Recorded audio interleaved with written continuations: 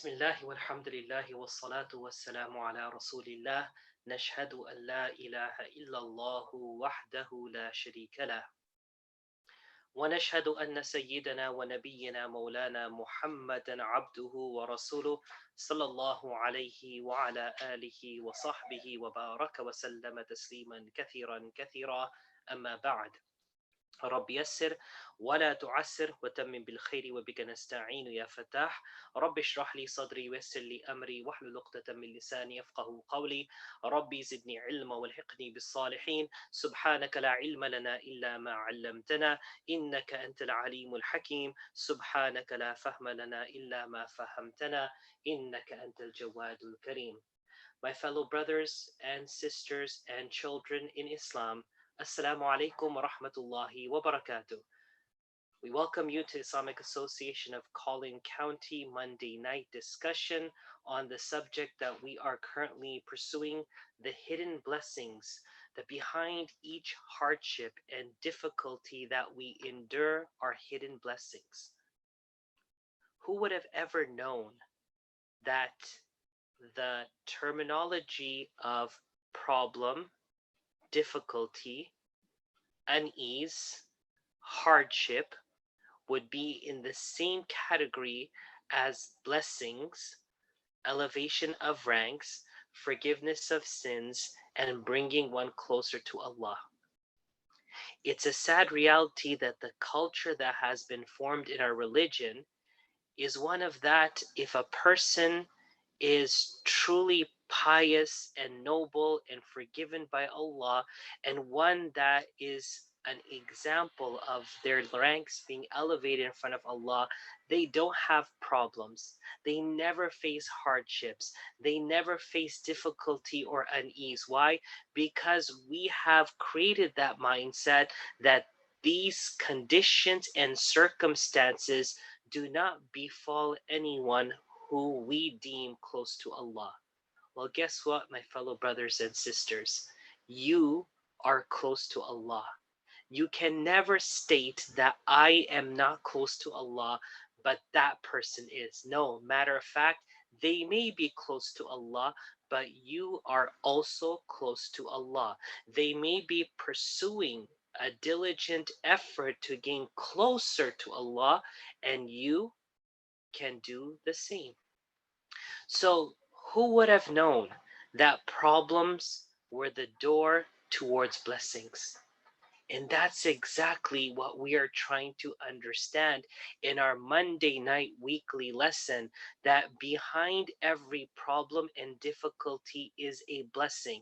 Can you and I endure the path and the time that it takes in order for us to unearth, to excavate, to bring forth that blessing?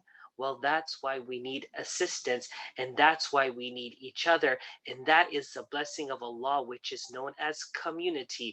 That as one community, we will be working every Monday night on this end of the matter, just on Friday, and just as on Friday night, we work on the front end of problems and situations. So without further ado, we begin with the words of this book, Hidden Blessings, and we will inshallah conclude the introduction today. Concealed in hardships and difficulty are innumerable bounties and spiritual blessings. Just like concealed within the bushes, you'll find different types of fruits or flowers or whatever it may be. The concealed inside the roar and the might of the ocean, you will find pearls and you will find fish. Allah subhanahu wa ta'ala did not make to achieve something or to retrieve something simple and easy. It requires a little bit of effort in order for us to gain what we're out to gain. In a similar fashion, concealed in hardship and difficulty are innumerable bounties and spiritual blessings. A wise man once said, for one to gain everything on this path, one must first lose everything. Now, the question I want to pose to all of us this evening is the following. When the boat shakes or rocks, when our life starts to show that we are truly in a state of instability and that we are not just vulnerable, but we are susceptible to a certain harm. What's the first thing that comes to your mind that you're scared to lose? Is it your family? Is it your job? Is it your wealth? Is it your status? Is it your health? Is it your belongings? Is it your dreams? Is it something that you thought you had? What is it that you fear that you may lose? And know that those things that you cling onto with fear that you don't want to lose it, a wise man once said, and I'll repeat his words: for one to gain everything on this path, one must first lose everything. It's a reality. It's not a sad reality. It's a reality that if we want Allah, then to acknowledge and comprehend how great Allah truly is and what Allah has in store, we have to be prepared to possibly lose everything that we affiliate with Allah, that this is Allah's gift to me, this job, this family, this wealth, this. We have to be prepared to lose what we know came from Allah in order to get Allah and what He has. Therefore, it is a necessary condition of the spiritual path that one must patiently tolerate the hardships and tribulations that come with it. So now, why do I have to, number one, take a spiritual path? And number two, why do I have to endure the hardships and tribulations on it? I, as a human being who has choice, can opt out. I can say, I don't want to pursue a spiritual path in light. I'd rather go a different route. And guess what? I don't like, and nor do I have the temperament to endure hardships and difficulties and trials and tribulations. So let me just go live my own life. Why don't I just do that? Well, you may not be the first person to think like that. You know why? Because majority of the world is thinking like that. That we don't need to follow a path or a doctrine or a religion or something that tells us what we should do. As human beings, we have a brain and we can do what we want to do. Well, let me bring forth reality to all of us. Number one is that Allah subhanahu wa ta'ala, in the midst of this great, huge forest, which is known as this world, has created one path.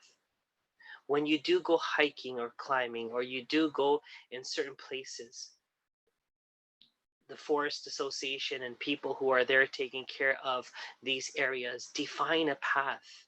This is the path that your car will drive on, and this is the trail that you'll hike on.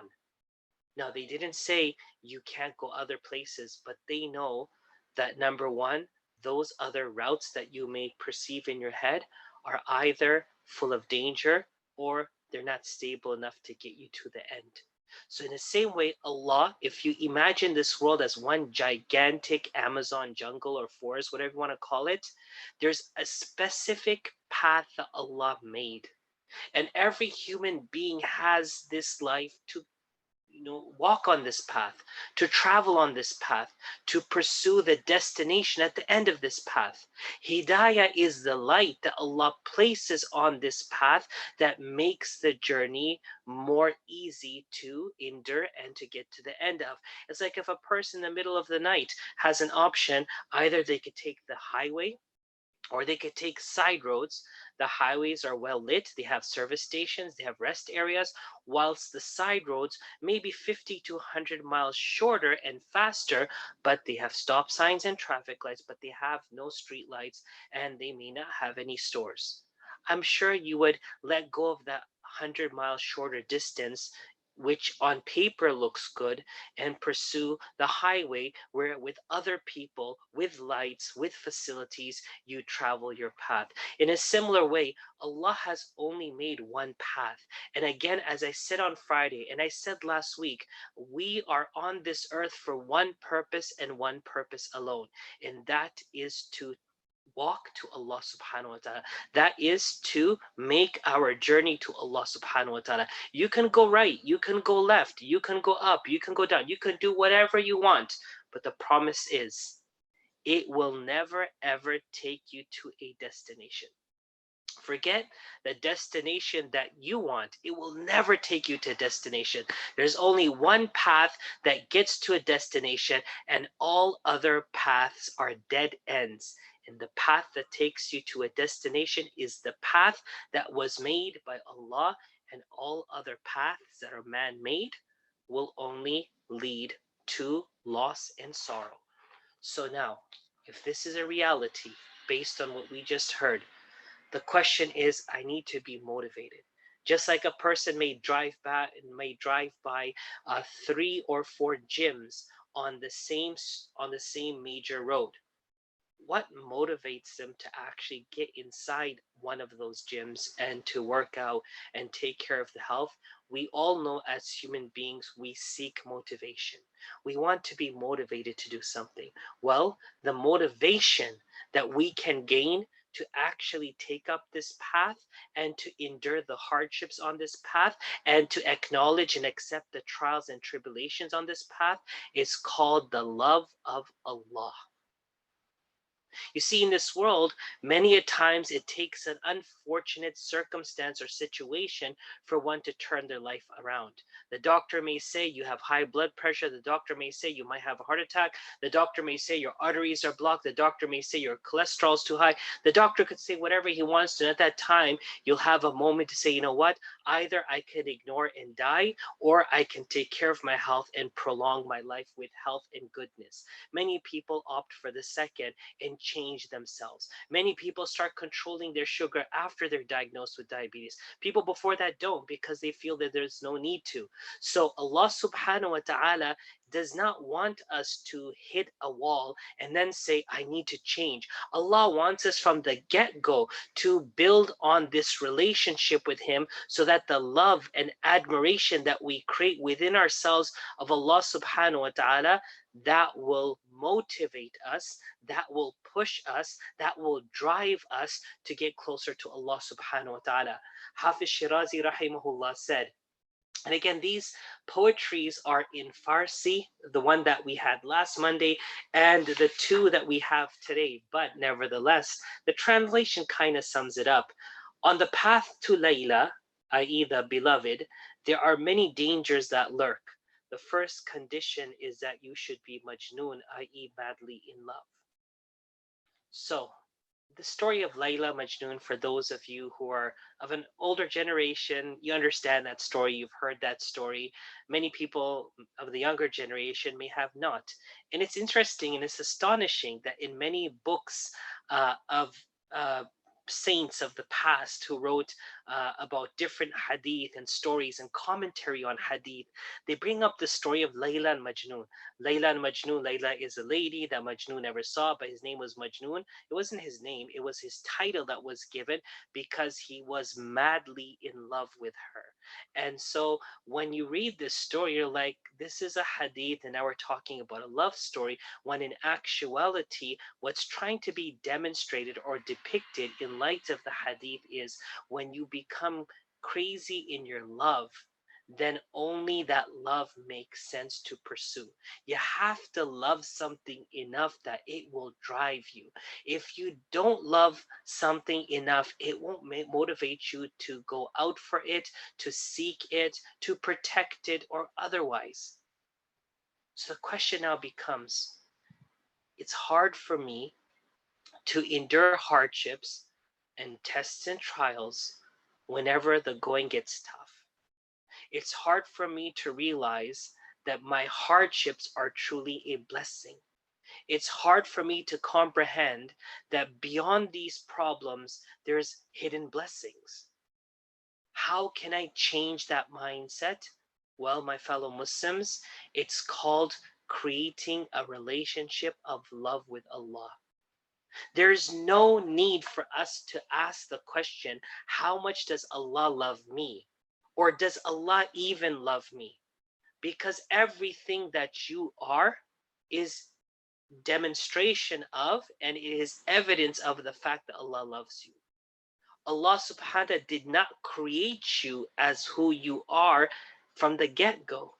He allowed the stages of your creation to evolve only for His love to be demonstrated, that how in 9 months He made you into the being that became the being that entered this world, only for it to continue evolving to become who you are today. Allah subhanahu wa ta'ala, if He made us from the get-go and just like you're 5 foot tall or 5'5" and this is who you are and go, no, Allah wanted us that in every stage, in every passing year, in every passing decade of our life, His love would be reminded to us more before than ever prior. That we would see that Allah's love is what's bringing me to this point. Allah's love is what's allowed these hands to function, the nerves in these hands to work in great harmony, for my blood to flow from the top of my head to the tip of my toe. These are all signs that Allah loves you. And even those who may reject Allah, who may curse Allah, who may turn their back on Allah, Allah loves them too. Why? Because Allah created them in the same way He created you and I. So the question isn't that, is it worth me pursuing the love of Allah, not knowing if Allah loves me or not? That's not the question. That's been answered already. Allah loves you. Allah loves you. Do you and I love Allah? See, Majnun became crazy for Layla, and he did everything to try to prove to her his love. Did he get Layla? Based on what I remember from the stories, no. Any person you pursue to create a relationship, a friendship, or possibly a marital relationship, there's no guarantee that the admiration and love you have in your heart for them, they will reciprocate in kind. They may like you, but may not love you in the same way you love them. It's never going to be the same. Sometimes one side has to pursue in an adamant fashion consistently to show the other how much they love, and then they end up loving the effort they're making to kind of build that love on par or somewhat close to their love. What I'm pursuing is Allah's love for me is 1,000,001%. I need to start pursuing to match that love.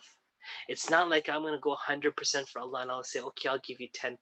No, Allah's already as high as it can be when it comes to love for you. Now it's time for us to love Him back. Moving forward, taking into consideration the danger and hardship that a salik is a spiritual wayfarer, must face on the journey, and in an effort to keep himself steadfast on the path, the scholars and the saints of Allah have throughout generations poured forth the drink of Allah's ma'rifah for their disciples. When the saints and scholars of the past helped their students and their congregation per se to prepare them for what's to come in their life, they didn't focus on the problems. They focused on knowing Allah. If you know Allah, then you'll be able to see the hardships through the light of Allah. But if you don't know Allah, then every single thing that hits you will not only distract you, but it could possibly derail you in your life journey.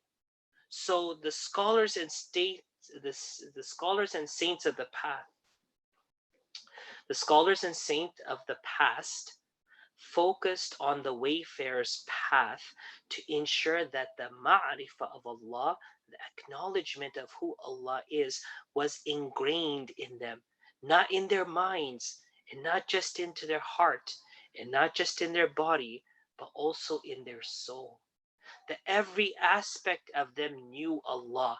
That if one aspect of them started faltering, the other three can assist. If my mind starts playing games with me and says, what kind of Allah is this? Na'udhu billah, your body, your soul, your heart will align you again. And if your heart starts feeling, why is Allah doing this to me? Your body, your soul, your mind will align you. It's part of an effort to ensure that the four tires of the car are going the same direction. One of them is not going in the opposite direction. Because if it tries, the other three will pull it forward to where it needs to go. Hafiz Shirazi rahimahullah mentions in the very first couplet of his diwan, O cupbearer, bring forth the cup and put it to my lips, for the path of love seemed easy at first, but what came was many hardships. Let me say one thing, my fellow Muslims. When we read the life of Sahabas and prophets and Sahabiyat and awliya and saints and scholars, we love to talk about the accomplishments. We love to talk about the noble traits that they were known for. But what we all forget, including myself, is that what made those traits notable, what brought them to the state of nobility and honor in the eyes of those who were alive and those who came after them, was the hardships that they had to endure to get closer to Allah. You don't admire them as a human, you admire who they became with Allah. We talk about Bilal radiallahu an and how he was selected by Rasulullah sallallahu to call adhan. And many times people say, well, no, because he was Habashi, he was black, and that Rasulullah sallallahu wanted to show the diversity of the ummah, or that Bilal radiallahu an had a stronger voice, or that his voice had a very strong impact to it, and that it can echo in the valleys. Let's put all those um, let's put all those interpretations to one side for a second. Did we forget that Bilal radiallahu anhu was one of the few who throughout the age of his torture, when he was being tortured by his master, not only was he being whipped until blood came out, but then the blood would continue to gush, and then they would place a stone, they would put these large stones on his back that would then in the mid-afternoon heat of Arabia would bake his wounds, only for then pus to emit, only for them to repeat it over and over and over and over again. And despite all this, he could have said simple thing, I have nothing to do with this Islam. Salaam alaikum to Islam. I have nothing to do with Allah and his messenger. It's not worth my life. That's all he had to say. Literally, in less than 5 seconds, his fate would have turned around. But guess what? That's the mindset of someone who sees short, who's short-sighted. Someone who sees far was Bilal radiallahu anh. In despite of all these tortures that he bared, he always said, Ahadun, Ahad, Ahadun, Ahad. One Allah, one Allah. You're trying to tell me that if I believe in all these idols that you made, I'll live? What kind of life would I live? If I stick to the one Allah, you're telling me he's going to kill me? No, that's a life worth pursuing. It was his hardships. It was his trials. It was his tribulations. It was his, they say metaphorically, put blood and sweat together. You don't see a person sitting there putting their sweat and blood and mixing it together. No, it's metaphorical that I put so much of my blood and sweat and time into something. He literally put his blood, his body, pus and infection and all this to happen on the line, while boulders of heated stones on his back while laying on heated sand. In the mid-afternoon Arabia, oh yeah, there was no air conditioning, and there was no umbrella, and there was no roof. It was just time to tell Bilal, if you love your Allah, go to him. And Allah said, Bilal, you've already come to me. Now I'll show you and I'll show everyone who you are. to me in my heart. This was the reason why Bilal radiallahu anhu became so notable. Because, my fellow Muslims, your hardships is what defines you in front of Allah. Your trials and tribulations that come from Allah can only be removed by Allah. And it's the same Allah that didn't bring it to mess with us, na'udhu billah, to taunt us, na'udhu billah, to torture us, na'udhu billah. It came to bring us closer to Him. So the final words for this evening. In this text, and the book starts inshallah from next Monday. We just finished the introduction. Understanding trials and tribulations is what will begin from next Monday, inshallah, with the subject mind over matter.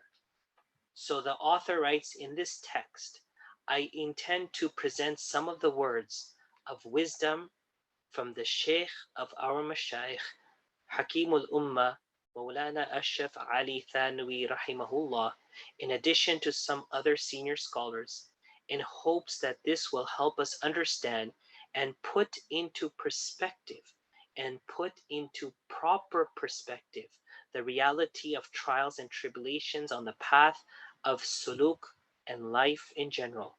May Allah subhanahu wa ta'ala make this a means of guidance and strength for the wayfarers on this path, and Allah alone is the one who bestows success. Ameen ya Rabbil Alameen. So my fellow brothers and sisters, again, what are we trying to accomplish in this series? Something very simple. That we stop focusing on what's happening right now and defer to what will come through it, so that when we complete this short journey together, inshallah, we will no longer define our issues and matters to be problems and hardships. Rather, we'll acknowledge that these trials and tribulations is because Allah loves me so much. He has presented something new.